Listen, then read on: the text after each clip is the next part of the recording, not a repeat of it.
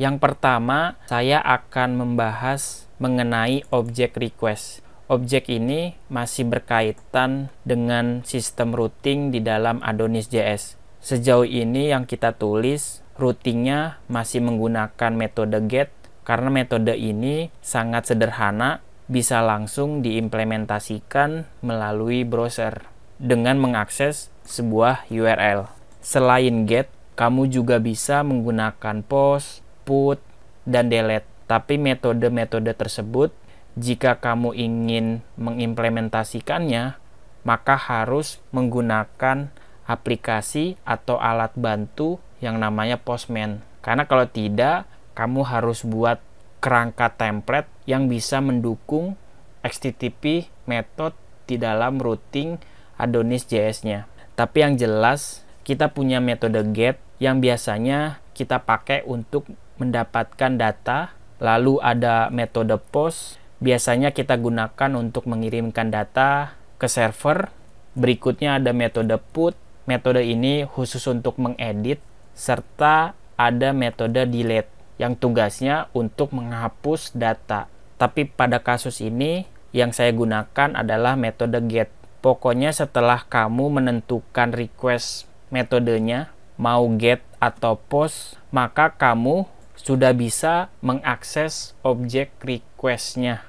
Misalnya, saya ingin mengetahui info dari request metode apa yang sedang dilakukan, di mana saya sudah memasang objek request di dalam function callback-nya, dipisahkan dengan koma untuk parameter berikutnya. Dengan kata lain, objek ini atau nama referensi ini bisa kita akses di dalam sebuah fungsi untuk melakukan sesuatu. Sebagai contoh, saya akan pasang objek request di dalam fungsinya. Kita sudah bisa mengaksesnya, terus tinggal disambung dengan perintahnya. Perintah yang kita tulis adalah request.method. Kamu bisa simpan data ini ke dalam variabel kelas yang sudah kita buat sebelumnya. Artinya kita ganti data lama dengan data baru. Data barunya tergantung request metodenya. Dan data kelasnya kita kirimkan ke dalam template. Seharusnya yang tampil adalah get, karena yang kita pakai adalah request method get. Silakan kamu simpan programnya, lalu akses localhost 3-4 kali. Karena kita berada di halaman about, maka halaman inilah yang kita akses. Ternyata hasilnya adalah get. Sesuai dengan prediksi, karena request root yang kita gunakan adalah get. Berbeda ketika kamu menggunakan request root untuk post, put, ataupun delete. Maka perintah tersebut akan menghasilkan string get, string post, dan string-string sesuai dengan metode yang dipasang.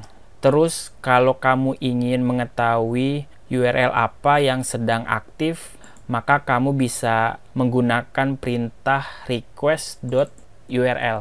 Seharusnya /about lah yang ditampilkan.